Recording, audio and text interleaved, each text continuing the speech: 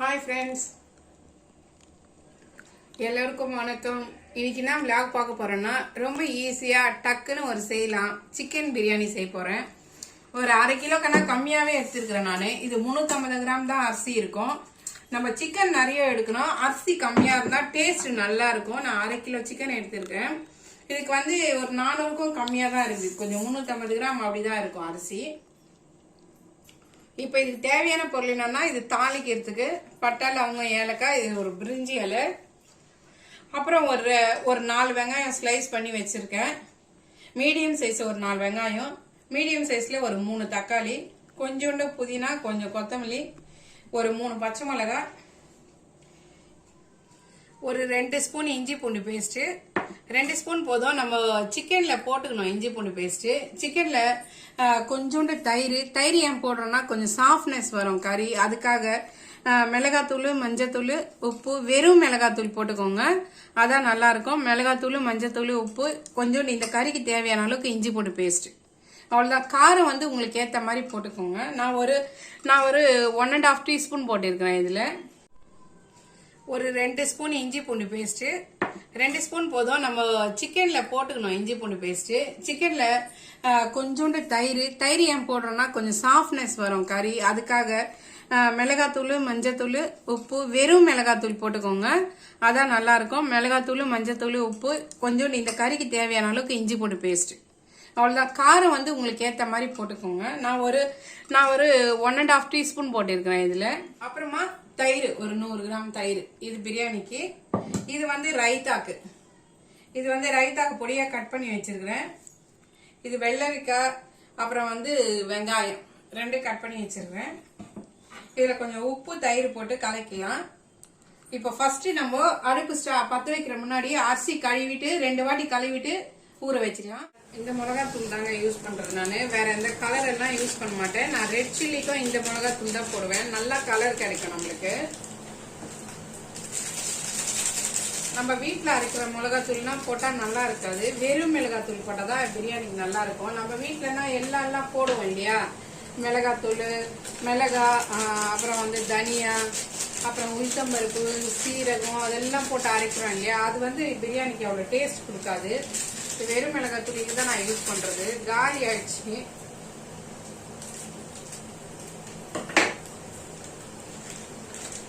இது நல்லா இருக்கும், உங்களுக்கு சில்லி போடுறதுக்கும் பிரியாணிக்கு நல்லா இருக்கும்.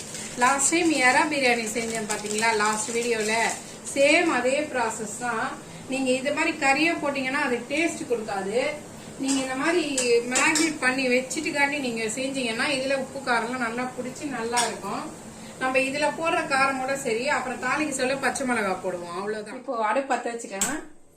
இப்போ அடுப்பு பத்த வைக்கிற முன்னாடி நம்ம அரிசி 2 வாட்டி கழுவிட்டு நல்ல தண்ணி ஊத்தி ஊற வச்சுக்கலாம். நம்ம இந்த வெங்காயம் வதக்கிட்டு இதெல்லாம் வதக்கிறதுக்குள்ள இந்த அரிசியும் ஊறிடும். இப்போ அடுப்பு பத்த வச்சுக்கிட்டு நம்ம ஒரு 100 கிராம் எண்ணெய் ஊத்திக்கலாம். நம்ம அரை கிலோ செய்ய போறோம், அதுக்கு 100 கிராம் எண்ணெய் ஊத்திக்கலாம். நீங்க நெய் வேணா கூட ஆட் பண்ணிக்கோங்க. எங்களுக்கு நெய் அந்த ஸ்மெல் அவ்வளவு பிடிக்காததுனால நான் ஆட் பண்ணல. நீங்க 1 ஸ்பூன் ஆட் பண்ணிக்கோங்க. இப்ப பட்டை வகை எல்லாம் போட்டுக்கலாம். இப்போ வெங்காயம் போட்டுக்கலாம். எண்ணெய் நல்லா காஞ்சிச்சு, அதனால போட்டேன் நான் டக்குன்னு. கரிஞ்சிட போகுது அந்த பட்டை எல்லாமே.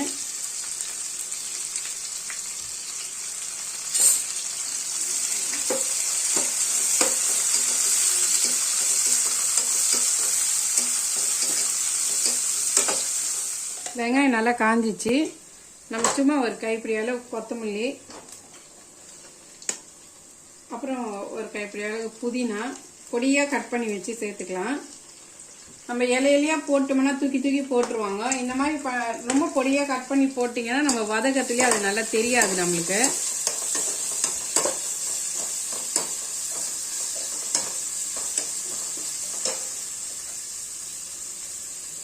அப்புறம் 2 பச்சை மிளகாய் அப்படி கட் பண்ணி சேர்த்துக்கலாம்.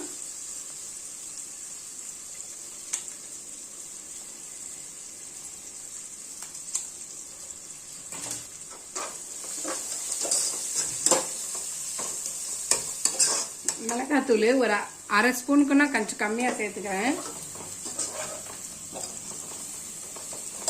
நம்ம நம்ம எதுவும் கலரே போட தேவையில்லை, நல்லா வரும் கலரு. இதில் வந்து நம்ம இஞ்சி பூண்டு பேஸ்ட் போட்டுக்கலாம். 2 ஸ்பூன் இஞ்சி பூண்டு பேஸ்ட்டு. இஞ்சி பூண்டு நல்லா வதங்கிச்சு. இப்போ நம்ம தயிர் போட்டுக்கலாம். கலந்து விட்டுட்டு தக்காளி போட்டுக்கலாம்.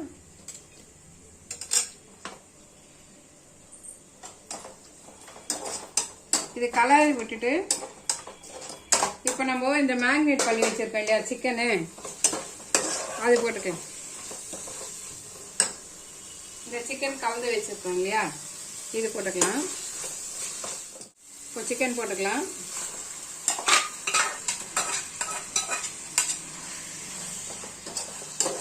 இது நல்லா வதங்கி வரணும். நல்லா கலரி விட்டுட்டு கொஞ்ச நேரம் தட்டு போட்டு மூடி வச்சிடலாம்.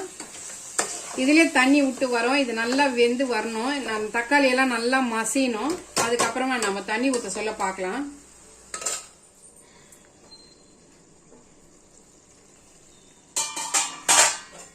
பாருங்க எவ்வளவு தண்ணி வந்திருக்கு. இதுல கொஞ்சம் தண்ணி இருக்குது. நல்ல கிரேவி மாதிரி வந்துச்சு. நல்லா வதங்கணும்.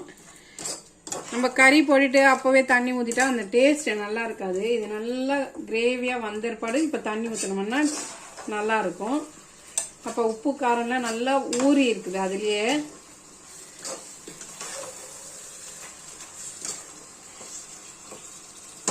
இப்போ தண்ணி ஊத்திக்கலாம். நம்ம நல்லா நல்லா வதங்கிச்சு. இப்போ இந்த எந்த கப்புல நம்ம ரைஸ் எடுக்கிறோமோ அதுல 1.5 கப்பு தண்ணி, நான் 2 கப்பு எடுத்திருக்கிறேன். அதுக்கு 3 கப்பு தண்ணி ஊத்திக்கிறேன். தேவையான அளவுக்கு உப்பு போட்டுக்கலாம்.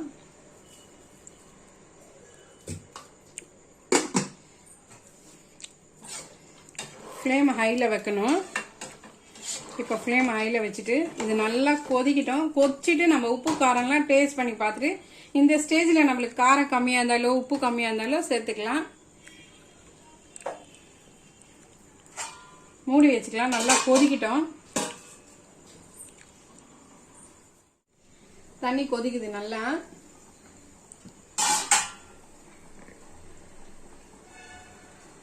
இப்போ நம்ம உப்பு செக் பண்ணிக்கலாம்.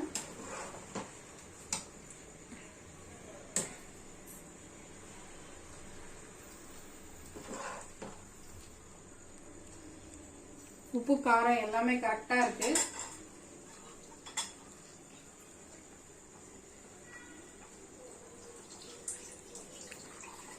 இப்ப நம்ம அரிசி போட்டுக்கலாம். நான் பாஸ்மதி ரைஸ் தான் எடுத்திருக்கிறேன்.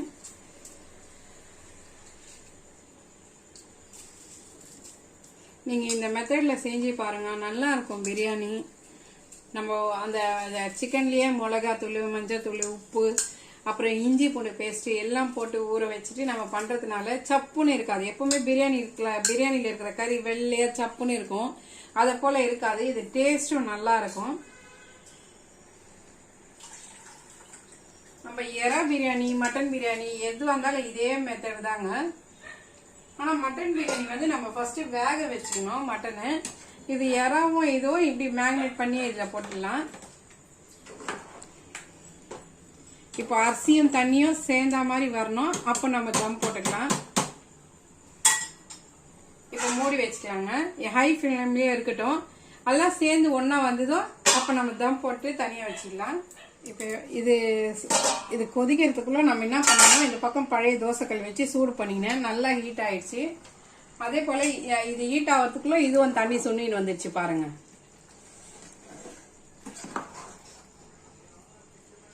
இந்த ஸ்டேஜ்ல தண்ணியும் அரிசியும் எல்லாம் ஒன்னா இந்த மாதிரி வந்திருப்பாடு, சேர்ந்து வந்திருப்பாடு. இப்போ நம்ம இதுல ஷிஃப்ட் பண்ணிக்கலாம். இந்த சைடு வச்சுட்டு தட்டை போட்டு மூடிட்டு ஒரு நல்ல வெயிட் தூக்கி வச்சிடலாம். 20 மினிட்ஸ் இது டிஸ்டர்பே பண்ணக்கூடாது. 20 மினிட்ஸ் கழிச்சு பார்க்கலாம். இப்போ நம்ம அதுக்குள்ள நம்ம ஃபிஷ் ஃப்ரை பண்ணிக்கலாம். 20 மினிட்ஸ்க்குள்ள இது பிரியாணி ரெடி ஆக 20 மினிட்ஸ் ஆகும். அதுக்குள்ள நம்ம ஃபிஷ் ஃப்ரை பண்ணிக்கலாம். அதுக்கு வந்து இது வந்து சங்கரா மீனுங்க, தோல் சங்கரான்றாங்க. தோல் அப்படியே உரிச்சிடுறாங்க. இதுக்கு செவ்ல எல்லாம் கிடையாது. இது அப்படியே இப்படி தோலை உரிச்சு கொடுத்தாங்க.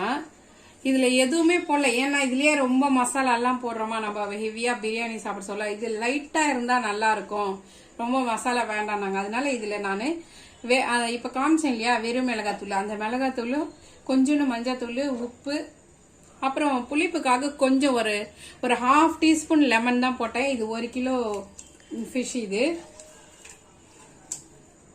தேவையான அளவுக்கு உப்பு போட்டு இது நல்லா பிசைஞ்சு வச்சிடணும். இப்போ இது நம்ம ஃப்ரை பண்ணிக்கலாம். நான் ஷேடோ ஃப்ரை தான் பண்ண போறேன். இப்போ எண்ணெய் ஊத்திட்டு இது வைக்கலாம்.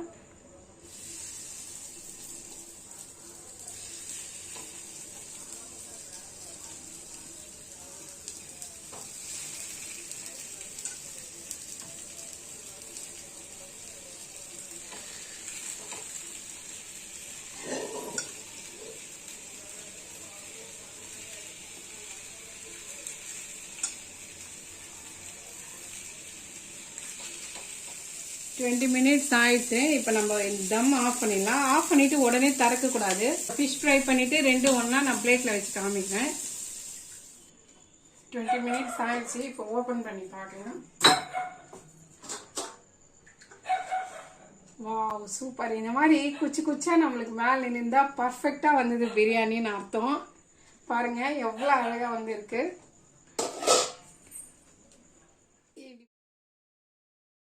Oh my god! Wow! நல்லா இருக்கா? சூப்பரா வந்திருக்குது பிரியாணி. நல்லா ஸ்பைசியா இருக்குது, ஜூசியா இருக்கும். இந்த மாதிரி வந்ததுனால நீங்க பர்ஃபெக்டா வந்ததுன்னு அர்த்தம். இந்த மாதிரி குச்சி குச்சா எழும்பினு இருக்கணும். வாவ்,